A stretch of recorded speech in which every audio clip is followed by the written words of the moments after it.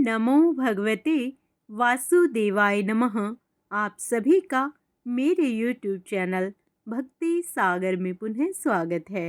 आज के अपने इस वीडियो में हम माघ मास महात्म्य के पंचम अध्याय का स्मरण करेंगे। साथ ही श्री हरि के भक्त की सच्ची कहानी भी सुनेंगे। आज का अपना वीडियो शुरू करने से पहले आप सभी से विनम्र प्रार्थना है, यदि आप मेरे चैनल पर नए आए हैं और अभी तक मेरे चैनल को सब्सक्राइब नहीं किया है तो व्रत त्योहारों से संबंधित सभी जानकारियां प्राप्त करने के लिए, सभी व्रत कथाएं सुनने के लिए तथा प्रतिदिन के पंचांग की जानकारी प्राप्त करने के लिए, माघ मास में प्रतिदिन के महात्म्य स्मरण करने के लिए वे प्रभु भक्ति से निरंतर जुड़े रहने के लिए कृपया मेरे चैनल को सब्सक्राइब अवश्य करें। वीडियो यदि पसंद आता है तो लाइक एंड शेयर भी करें। जय श्री हरि। दत्तात्रेय जी कहते हैं कि हे राजन, एक प्राचीन इतिहास कहता हूँ। भृगुवंश में ऋषिका नाम की एक ब्राह्मणी थी जो बाल्यकाल में ही विधवा हो गई थी। वह रेवा नदी के किनारे विंध्याचल पर्वत के नीचे तपस्या करने लगी। वह जितेंद्रिय, सत्यवक्ता, सुशील, दानशीलता तथा तप करके देह को सुखाने वाली थी। वह अग्नि में आहुति देकर उच्च वृत्ति द्वारा छठे काल में भोजन करती थी। वह वत्कल धारण करती थी और संतोष से अपना जीवन व्यतीत करती थी।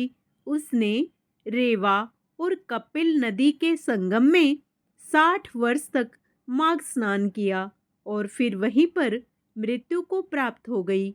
माघ स्नान के फल से वह दिव्य 4000 वर्ष तक विष्णु लोक में वास करके सुंद और उपसुंद दैत्यों का नाश करने के लिए ब्रह्मा द्वारा तिलोत्तमा नाम की अप्सरा के रूप में ब्रह्मलोक में उत्पन्न हुई। वह अत्यंत रूपवती, गान विद्या में अति प्रवीण तथा मुकुट कुंडल से शोभायमान थी। उसका रूप, यौवन और सौंदर्य देखकर ब्रह्मा भी चकित हो गए। वह तिलोत्तमा रेवा नदी के पवित्र जल में स्नान करके वन में बैठी थी। तब सुंद व उपसुंद के सैनिकों ने चंद्रमा के समान उस रूपवती को देखकर अपने राजा सुंद और उपसुंद से उसके रूप की शोभा का वर्णन किया और कहने लगे कि कामदेव को लज्जित करने वाली ऐसी परम सुंदर स्त्री हमने कभी नहीं देखी। आप भी चलकर देखें। तब वह दोनों मदिरा के पात्र रखकर वहां पर आए जहां पर वह सुंदरी बैठी हुई थी। मदिरा के पान विहल होकर काम क्रीड़ा से पीड़ित हुए और दोनों ही आपस में उस स्त्री रतन को प्राप्त करने के लिए विवादग्रस्त हुए और फिर आपस में युद्ध करते हुए वहीं समाप्त हो गए। उन दोनों को मरा हुआ देखकर उनके सैनिकों ने बड़ा कोलाहल मचाया और तब तिलोत्तमा काल रात्रि के समान उनको पर्वत से गिराती हुई 10 दिशाओं को प्रकाशमान करती हुई आकाश में चली गई और देव कार्य सिद्ध करके ब्रह्मा के सामने आई।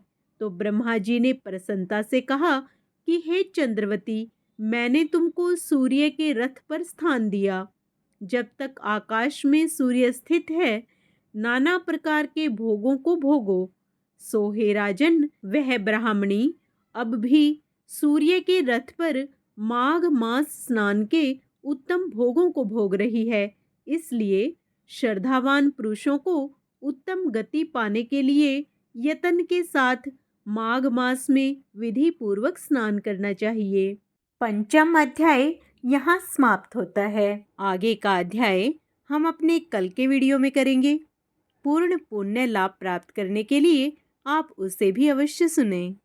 आइए विष्णु भक्ति के संदर्भ में भगवान विष्णु और एक सच्चे भक्त की कहानी सुनते हैं। एक गांव में भोला नाम का एक गरीब ब्राह्मण रहता था। उसे शास्त्रों का बहुत ज्ञान था।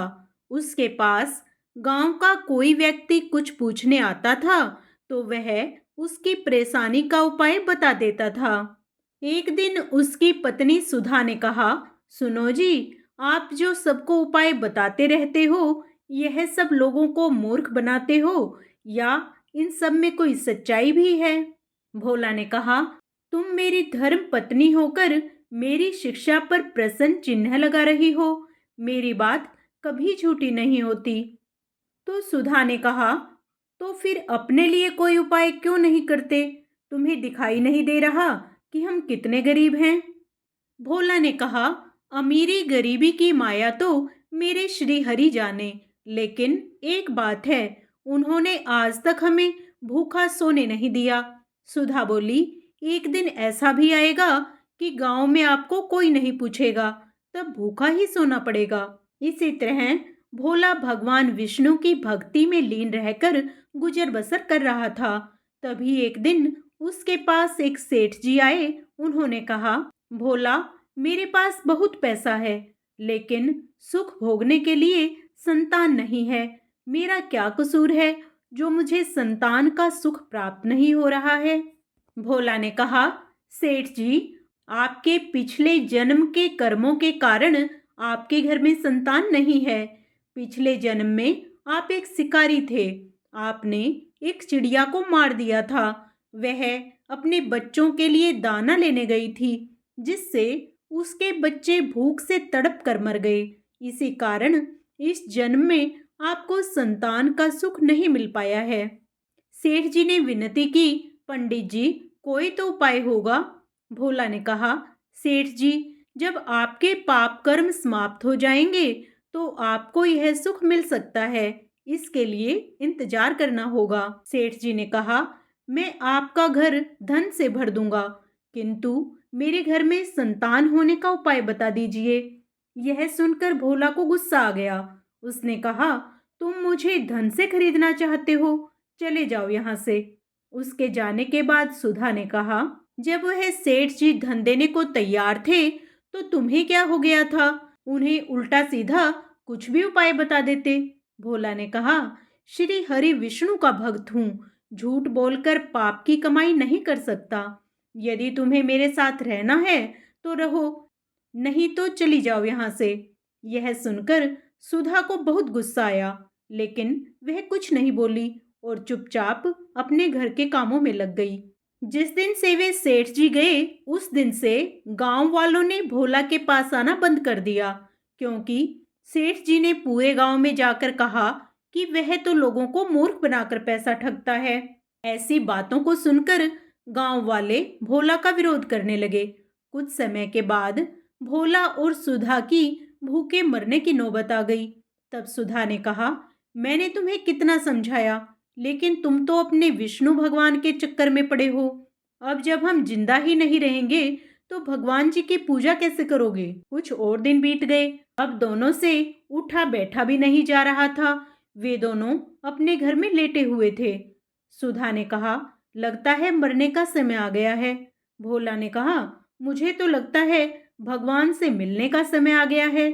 तू भी आखिरी समय में भगवान श्री हरि का ध्यान कर ले। भोला और सुधा दोनों श्री हरि भगवान विष्णु का ध्यान करने लगते हैं। उसी समय भगवान श्री हरि विष्णु उन्हें दर्शन देने के लिए प्रकट हो जाते हैं। भोला ने कहा, भगवान, अब तो हमारे अंदर इतनी भी हिम्मत नहीं है कि आपके श्री चरणों में प्रणाम कर सकें। अब तो आप हमें अपनी शरण में ले लीजिए। भगवान विष्णु ने कहा, तुम मेरे ऐसे भक्त हो जो बिना किसी लालच के मेरी भक्ति कर रहे हो। इस कारण तुम्हें इसी संसार में रहकर धर्म की शिक्षा देनी है। तभी भगवान विष्णु की कृपा से भोला और सुधा दोनों पूर्ण रूप से ठीक हो जाते हैं। दोनों को भगवान विष्णु आशीर्वाद देते हैं। विष्णु जी कहते हैं, मेरी कृपा से तुम्हें अन्न धन की कभी कमी नहीं होगी। आज से तुम्हारा काम केवल मेरी भक्ति करना है। ऐसा कहकर भगवान श्री हरि अंतर्ध्यान हो गए। इस प्रकार जो सच्चे मन से श्री हरि विष्णु का ध्यान करता है, प्रभु उसके लिए दौड़े चले आते हैं। इसीलिए कहा गया है, भक्त के वश में है भगवान। जय श्री हरि। आइए अब विष्णु चालीसा का पाठ करते हैं। विष्णु सुनिए विनय, सेवक की चितलाए, कीरत कुछ वर्णन करूं, दीजिए ज्ञान बताए। नमो विष्णु भगवान खरारी, कष्ट न सावने अखिल बिहारी, प्रबल जगत में शक्ति तुम्हारी, त्रिभुवन फैल रही उजियारी। सुंदर रूप मनोहर सूरत, सरल स्वभाव मोहिनी मूरत, तन पर पीतांबर अति सोहत, बैजंती माला मन मोहत। शंख चक्र कर गदा विराजे, देखत दैत्य असुर दल भाजे, सत्य धर्म मद लोभ न गाजे, काम क्रोध मद लोभ न छाजे। संत भक्त सज्जन मन रंजन, धनुज असुर दुष्टन दल गंजन, सुख उपजाए कष्ट सब भंजन, दोष मिटाए करत जन सज्जन। पाप काट भव सिंधु उतारण, कष्ट नाश कर भक्त उबारण, करत अनेक रूप प्रभु धारण, केवल आप भक्ति के कारण। धरणी धेनु बन तुम्ही पुकारा, तब तुम रूप राम का धारा, भारे उतारे असुर दल मारा, रावण आदिक को संहारा। आप वाराह रूप बनाया, हिरणाक्ष को मार गिराया, धर्म तस्य तन सिंधु बनाया, 14 रत्नन को निकलवाया। अमिलख असुर ने द्वंद मचाया, रूप मोहिनी आप दिखाया, देवन को अमृत पान कराया, असुरन को छवि से बहलाया। कूर्म रूप धर सिंधु मझाया, मंद्राचल गिरि तुरंत उठाया, शंकर का तुम फंद छुड़ाया, भस्मासुर को रूप दिखाया। वेदन को जब असुर डुबाया, कर प्रबंध उन्हें ढूंढवाया, मोहित बनकर खल ही नचाया, उस ही कर से भस्म कराया। असुर जलंधर अति बलदाई, शंकर से उनकीन्ह लड़ाई, हार पार शिव सकल बनाई, कीन सती से छल खल जाई। सुमिरन कीन तुम्हें शिवरानी, बतलाई सब विपत कहानी, तब तुम बने मुनीश्वर ज्ञानी, वृंदा की सब सूरति भुलानी। देखत तीन धनुज सैतानी, वृंदा आए तुम्हें लपटानी, हो स्पर्श धर्म क्षति मानी, हना असुर उर शिव सैतानी। तुमने ध्रुव प्रहलाद उबारे, हिरणाकुश आदिक खल मारे, गणिका और अजामिल तारे, बहुत भक्त भव सिंधु उतारे। हरहु सकल संताप हमारे, कृपा करहु हरि सिरजनहारे, देखहूँ मैं निज दर्श तुम्हारे, दीन बंधु भक्तन हितकारे। चाहता आपका सेवक दर्शन, करहु दया अपनी मधुसूदन, जानो नहीं योग्य जब पूजन, होए यज्ञ स्तुति अनुमोदन। शील दया संतोष सुलक्षण, विदित नहीं व्रत बोध विलक्षण, करहूँ आप किस विधि पूजन, कुमति विलोक होत दुख भीषण।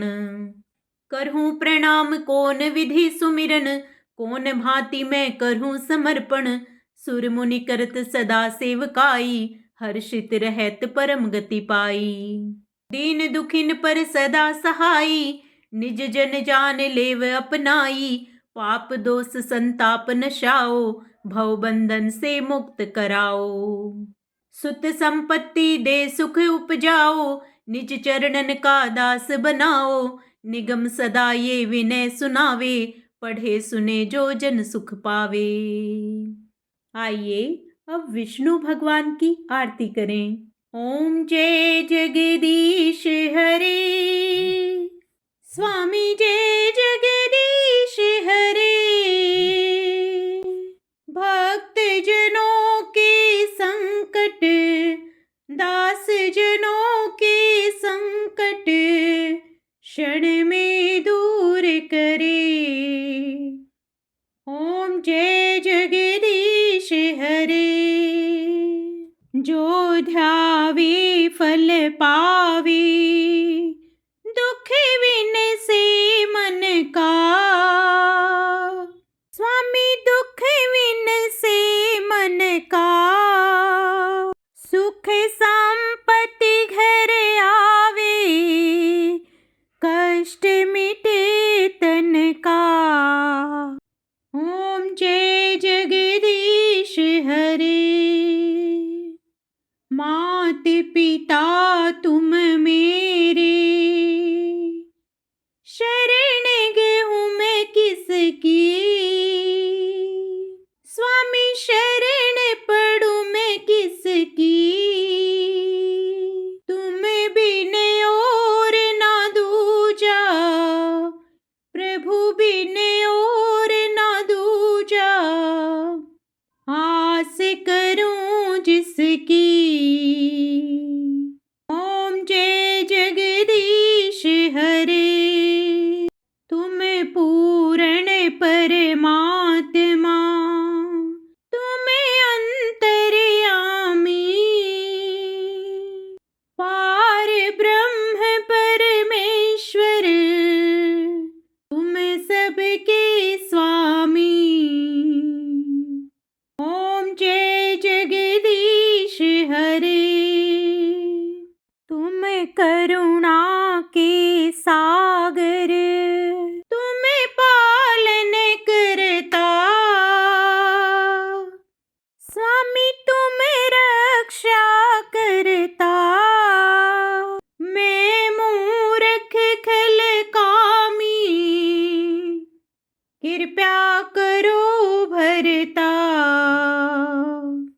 ओम जय जगदीश हरे, तुम हो एक अगोचर, सबके प्राणपति, स्वामी सबके रक्षपति। किस विध मिलूं दया में, कैसे आऊं शरण में, तुमसे मैं कुमति। ओम जय जगदीश हरे, दीन बंधु दुख हरता, तुम रक्षक मेरे, अपने हाथ उठाओ, दया करो चरण लगाओ, द्वार पड़े तेरे।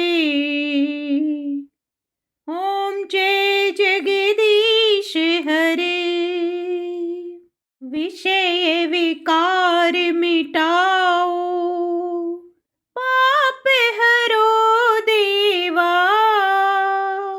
स्वामी कष्ट हरो देवा, श्रद्धा भक्ति बढ़ाओ, श्रद्धा प्रेम बढ़ाओ, संतन की सेवा।